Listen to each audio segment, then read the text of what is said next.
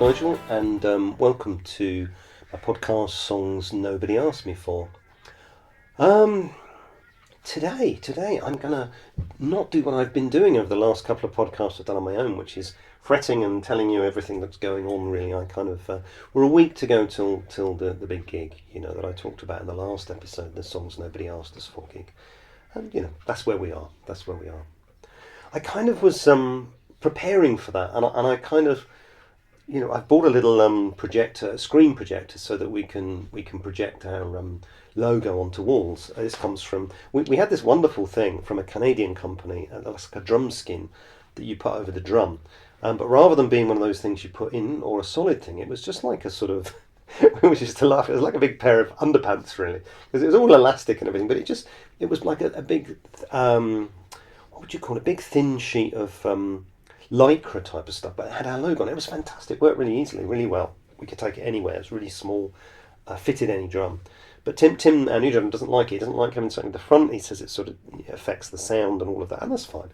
So we bought this tiny little projector so we can project things on the wall, and I started to think, well, I could do all sorts. A little bit of audio visual, And I've come across two quotes that I wanted to sort of put on audio. One at the beginning of it, and I may have mentioned this already here, I think, but it's a guy just talking about how a scene gets created by people doing it for themselves, and I thought I would do that at the beginning. And then before we played, I really wanted to do a little quote from Bowie, and I've been thinking a lot about Bowie since I did the last podcast, which for you is quite a while ago, I think now, on sort of influences, and influences that I think when I was talking about Bowie, I really got curious about how complex an influence he was. Because on the one hand, I was saying that, he could put me off because it made me think that I could never do that, And I think the conclusion I came to from that podcast, which I really enjoyed, and it felt really significant as a way of thinking about things, was to be aware that when you say you're influenced by somebody, it's not, I'm influenced to write my music like this person, or this isn't a person that's making me feel like I want to write just like them. And maybe they might, but it might be impossible. Instead, it's this person inspired me to think I wanted to write. This person inspired me to think I could write like this, or I could be curious about that. So I found a sort of middle ground for Bowie. But he's stuck in my head, and been playing a lot of Bowie recently. And then I came across this. It's a great series of, I guess they're podcasts in a way, but it's on BBC Sounds. I love BBC Sounds. It's a Radio 4 programme, and it's called Archive on 4. I really suggest you check it out, because it's just a magnitude of different subjects and topics, and some are really highbrow, some are really lowbrow. I like to generally go for the lowbrow ones. So there was one about Doctor Who, history of Doctor Who, and there's another one about Star Wars, about The Empire Strikes Back and how it was made, and the difference. They're two media things, but there's lots of other things. History of comedy, or history of indecision, or political ones about Cuban Missile Crisis or something like that. They're all really, really different and really interesting. And then I came across one called Bowie Verbatim, or David Bowie Verbatim. And all it was a series of, it was a long conversation about Bowie, talking about how he wrote and why he wrote, and also his different changes, changes, as you always have to say whenever you say changes and you're talking about Bowie. And I was really struck by a couple of things. I was on Ocean City Radio the other day, as I am, with Steve, and that was really great for him to have me on again. We were talking about the gig, and I was talking about one of the things that had happened in this, which was, because we were talking about this tension, and I've talked about this in podcasts before, of being a songwriter. Because this episode, really, I should have said that at the beginning. It's kind of a bit about Bowie and a bit more about songwriting, but thinking about some really profound words that came up for me from this. But as an aside to that, we were talking about the idea that as a songwriter, you're the one that always wants to be playing the new thing. I want to play something new. I want to play something that we haven't done, that we're interested in, that's something I've written that's just off the cuff. Whereas for some of the other band members, and for people who might come and see bands, they want the old stuff. And for acts that have sort of been around and have had big hits, Steve on Ocean City Radio, we were full of it because he'd had Midge on the week before, and that's the first time he's ever had some really big person on the station, successful musician on like that, and it was great. We were talking about Midge this and Midge that, and we were talking about this idea of he's got this big back catalogue, and if you go and see him, that's kind of what you want to see. And he was saying he felt he'd got to a stage where he could do what he wanted. If he just chose to do his new stuff, he could. And of course you can, but it's bringing people along with you. And the reason I'm saying this is because Bowie was talking about doing this big tour across America when he'd had Diamond Dogs out, and he did it as a big theatrical thing because he always wanted to do musicals. Really, that had been a driver for Bowie when he was younger, and that he'd got stage sets and effects and everything, and he'd taken it all the way up America. And people had loved it, people into it, and people coming along because that's what they wanted, and it was a real sort of piece of theatre. But he got to the end of America, as it were, and then the idea was he was going to come back down and redo, maybe slightly different venues or the same venues, and come back and do it again, so that more people could see it. And he got to where he got, and he just kind of thought, I don't really want to do this anymore. I've got some new stuff, and I really want to do this new stuff. And so he just stripped out all of this. There wasn't barely any effects at all, just a white background. And he did this different type of set coming back, and people hated it. But he said people weren't interested, and this was young Americans, fame. Somebody up there likes me, all of this stuff, and he was doing his Soul Train type of thing, and which to me is the most amazing part of his career. I love that stuff, and I've recently listened to a live recording on Spotify of him doing that Young Americans tour. And it's full of brass, and it's really funky, and I kind of love it, but people hated it at that time. It's the same as my other great love of my life, Genesis, doing when they brought out The Lamb Lies Down on Broadway, and they go on tour, and what they do is they just play the whole of The Lamb Lies Down on Broadway, and some people like it, some people don't. People want the old stuff. And I suppose it's almost an aside, that, because it adds a sort of addendum to an older podcast I did on thinking about the balance of bringing new songs in and having old songs and that. This is the statement. I'm going to put my reading glass on. This is what Bowie said at the beginning of this, which really made me think. Really, now you can see this as profound or pretentious, and with Bowie, it's always a bit of both, really, isn't it? But it made me think a lot, really. It's a quote from Bowie, and he's talking about songwriting. Songwriting is, and he says, an effort to reclaim the unmentionable, the unsayable, the unseeable, the unspeakable, searching for notes and pieces of musical information that don't exist. And then he went on to talk about loneliness, isolation, coupled with some kind of spiritual search, and looking into a way of communicating with other people. I've dressed it up in different ways over my life, and we can see that dressing up, can't we? But this kind of really blew my mind in terms of thinking. I didn't really think I was that influenced by Bowie in terms of songwriting. In a way, I am, and I said I'd like to be. I'd like to be able to say, "Oh yeah, me and Bowie, we're kind of." But when I think about some of this, it makes sense of why I find at some level songwriting quite painful or hard work. Whereas I listen to other musicians and they just trip it off. And they say, "Oh, I'm going to write a song," or "I decided to write about this," and I did. And I think there are other major musicians and songwriters who would write in that way. But how Bowie is describing songwriting is, I think, what got in my veins, really.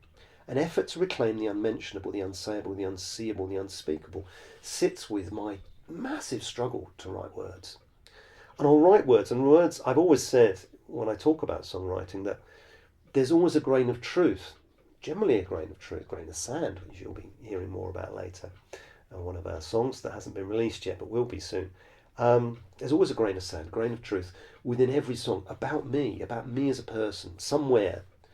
But if you heard a whole song and it was about, I don't know, lost love or anything, you'd be wrong if you thought that's what I was saying about myself. It'd just be one little line. It'd be one great little line. I remember there's a song called Why Did You?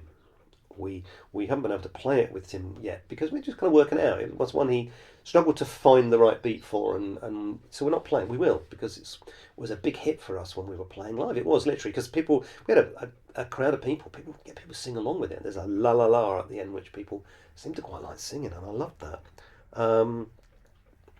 But there's a line in it. Now, what was it? Why did you tell me I'm bad? I'm just as bad as the good in me.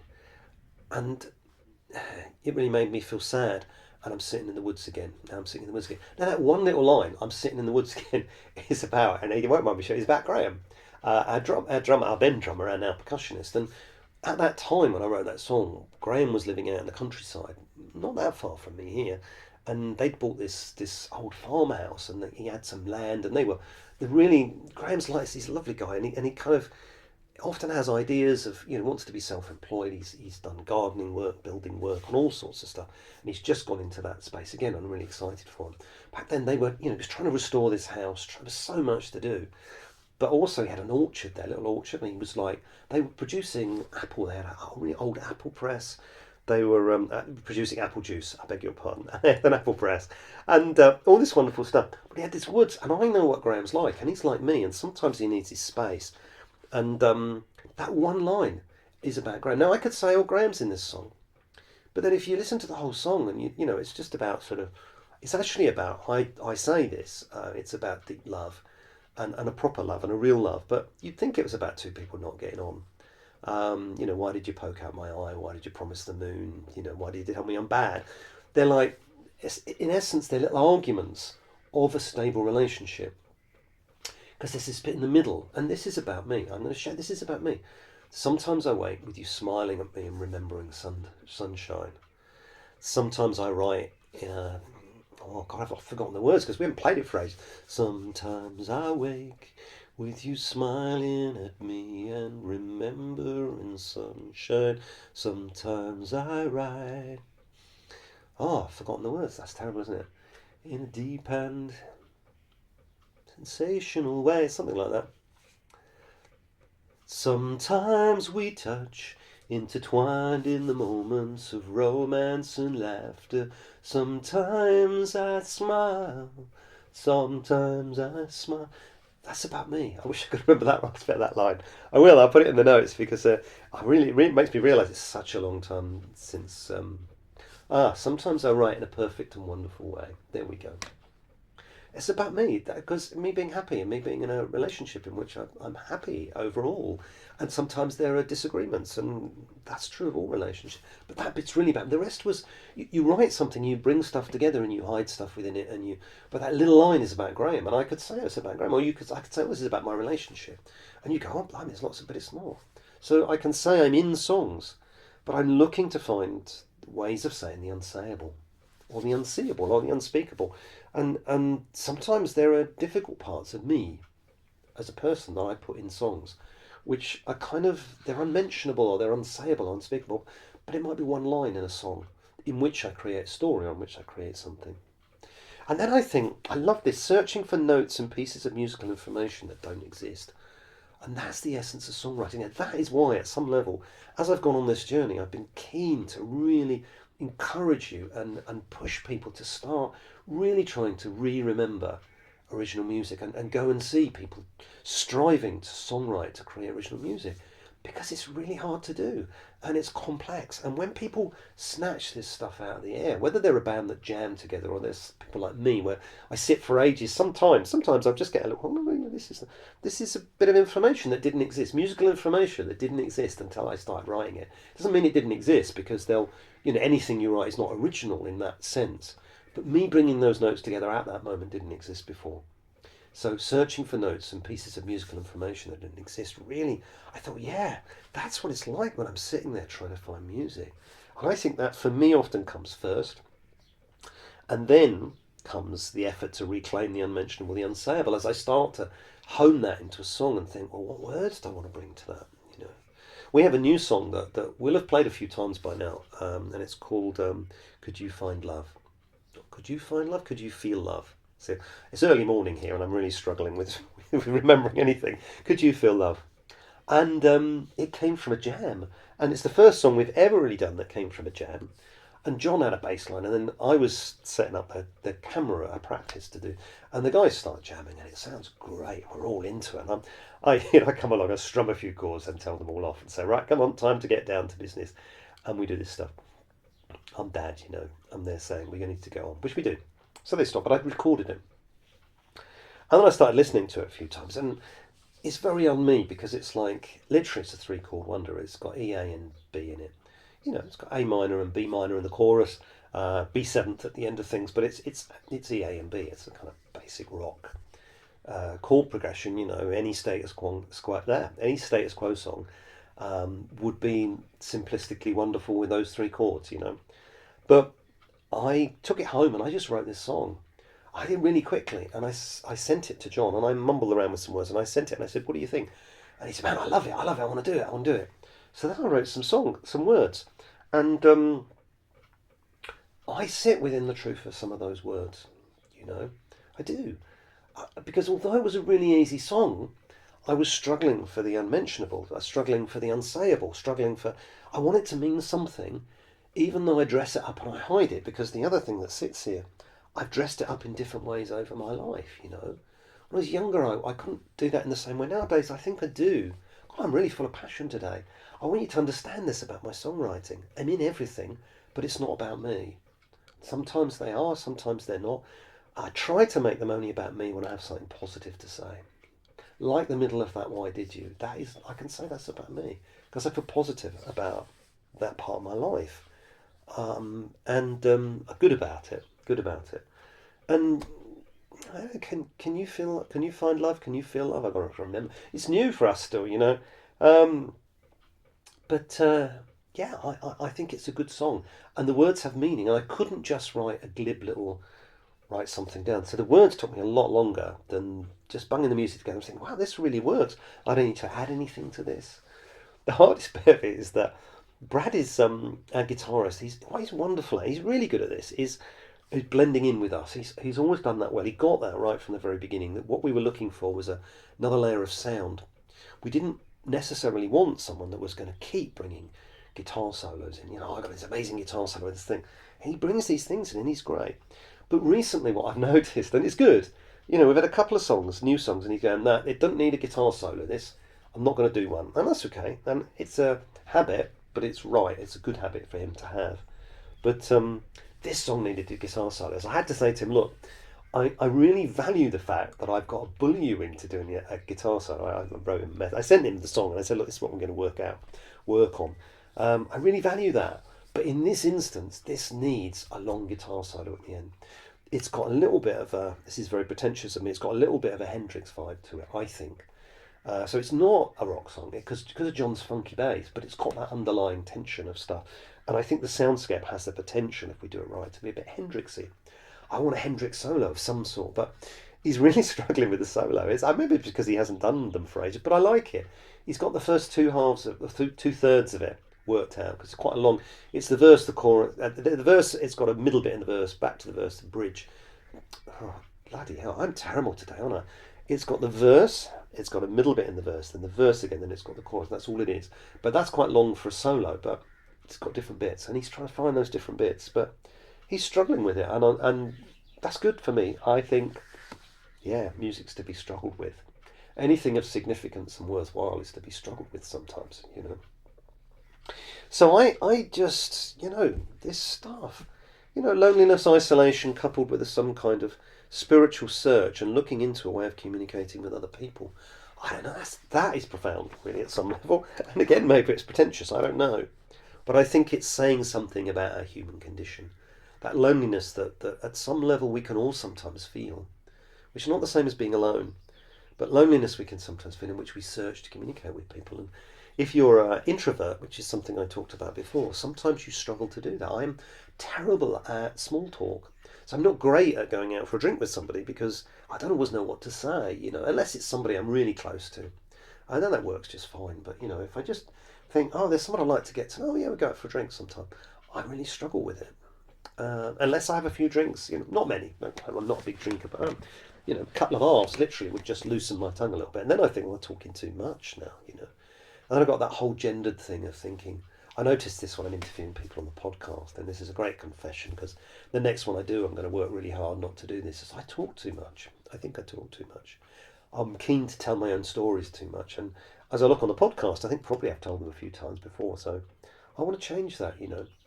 But these are all struggle for communication. And when you struggle for communication, then loneliness and isolation can sometimes occur when you're not really you're aware that you're not really saying the things that you wish you could say or that you want to say in a better way. And songwriting's lovely in as much as sometimes it provides me with a form and a space in which to do that. Um, and I want to say that I think I want to be more appreciative of what an influence Bowie might have been, really. So whilst I started that last one with a real sense of that he actually got in the way. He got in the way because he made this process complex for me. And what he did in that moment was aligned me to an understanding of myself as a person that likes complex ideas and complex things. Um, I love a theory called social construct theory in my work, which is the idea that truth is socially constructed. There's no such thing as an objective truth. Now, we're seeing that really in the world today, where stuff is spun, so much stuff is spun, and words take on meaning and power. I was really disappointed with the BBC the other day. I find that a lot at the moment in the news, and I think it's moved into much more of a political, right wing political place along with other press, which is really sad for me. I didn't want it to be left wing. I just wanted it to have a neutrality or a sense of being. And they've put out a little story about the government making contingency plans for potential food shortages if the war around Iran carries on. Now, I know it's there. It's fairly straightforward, it's there. But it doesn't take a lot to work out that any government that's sensible, that knows what they're doing, is thinking about these things, would be making contingency plans. And also that if you as a news broadcaster think to yourself, well, here's a story, we'll put this out, that it's going to create a panic of people thinking that there's a food shortage or there's going to be a food shortage. And what happened, when we had this around COVID, is that happened before that, and everybody panic bought, and everybody went out and bought loads of stuff. And I don't know if that's going to happen now, but words are powerful, and the way they're constructed is powerful. And once they're said, they take on a meaning. There is no truth in the statement that there is going to be a food shortage, but there is a construction in the idea there might be, and if there was, you'd want a government to be planning for it. And if there was, you really don't want people to be going out and grabbing as much as they can and hoarding stuff. But truth suddenly evolves and becomes created. So I like that idea. I like the complexity of language and meaning, but I can see how it's going pretty badly astray at the moment in the way that we construct the world. So for me, I think I always was going to be someone who found writing songs complicated and mysterious, and I get a buzz from it, and I feel good about it, and I feel troubled about it, and I work so hard on trying to develop and evolve words to make them work. And some songs that we do, I feel I was lazy with those words. Only two or three. They're often the ones I don't like singing because I don't like the words. And that's okay, because other people like the words or they find some meaning in the words, and that's fine. But other songs I really put effort into, and I think of a song like Mr Universe, for example. I mean, these songs you can check out on Spotify. I'm not mentioning any songs here that aren't out in the domain. But Mr Universe, I worked really hard on those words, and I wanted them to mean something. And I've said before, I'm sure on here, that they're about the complexities of being a young man and mental health, really. And I can't do a sort of heart on your sleeve, we need to look after young men with, oh, come on, you can chat to me type of stuff. That's not what I can write. Other people can do these things, and they do them really well. Songs that have, what would you call them? Sort of cause songs that are about a cause. I can't do that overtly. But Mr Universe talks about the sort of the pressures and the feelings of the pressures of feeling like you're holding up the world, stopping it from spinning, trying anything to stop things going wrong. And that's from that song. And I'm really proud of those words. I'm really proud of those words. But they're hidden, and they took time to come out, and they weren't straightforward for me. And if you're a songwriter that just trips stuff off, you're probably listening to this now and thinking, for fuck's sake, mate, bloody hell, don't you go on. And I think I probably do, but this is me. This is how I write songs. And I think there will be people out there who can relate to that. And when I look at what I read there or listened to Bowie, and I'm going to listen to that podcast again because I want to know more about that podcast, is that I think Bowie got that. And Bowie understands what I'm talking about here. And that makes me feel really good. It makes me feel really empowered to think that I'm not being a wuss. I'm not here making a big deal of something that other people find pretty straightforward, because someone like Bowie was searching for the unsearchable, the unspeakable, and was struggling to bring into being music and structure that didn't yet exist. And if we did that in any other way, if I was a scientist trying to discover the cure for something, A, it would have a lot more meaning, and B, you would understand that sense I'm striving for the thing that isn't there yet, that I haven't found yet. But the arts are like that as well. And I guess that would be true of poetry and art. And some people can think I'm going to paint a picture and they'll paint it. And some people angst and struggle, or some people wake up in the night with a need to do something on art, on paper or paint with paint, and don't know what it is. And that's what I'm a bit like with songs. I don't have a need at the moment for some reason. There are other things going on, but I will again have a need to write. And then the next problem is I have a need to then bring that into the world, and we struggle with that sometimes, and sometimes we don't. And this new song just came right into being, but we've still got 2 songs we haven't been able to bring in. We've been practicing for ages and can't get right, and that's a frustration for me. And I would just like to leave them now. But bless them, the band still want to work on this. They say, "Come on, we'll work it, we'll make it work." And maybe I want to do something different. I'll write a new song. Maybe that will bring me back into it. I don't know. So look, I've no idea how long I've been talking for, but I'm always pretty good at guessing about 20 minutes. Yeah, I've been felt quite passionate about that today. It felt good. As I always say, please follow the podcast. Like it, comment, give me some positive feedback. That's always really helpful to me. Check out the band. I've mentioned a few songs today. Check out Why Did You? It's a great song, Mr Universe, great song. I'm really proud of both those songs. And you can find us by searching hashtag Music the Curve, or obviously you can check us out on Spotify. Yeah, I'll be back. I'm lining up some more interviews. I've got one set for, it is just under a month away, so it's a little while before I'm going to get it. And so I probably need to do a few more on my own. Got a couple that are just sitting around. I'm still looking for somewhere to do them, which is a bit frustrating. But we'll get there. Okay, I'm off to enjoy my day. It's very early in the morning. You take care. You just had to read. You just had to search for the song about me.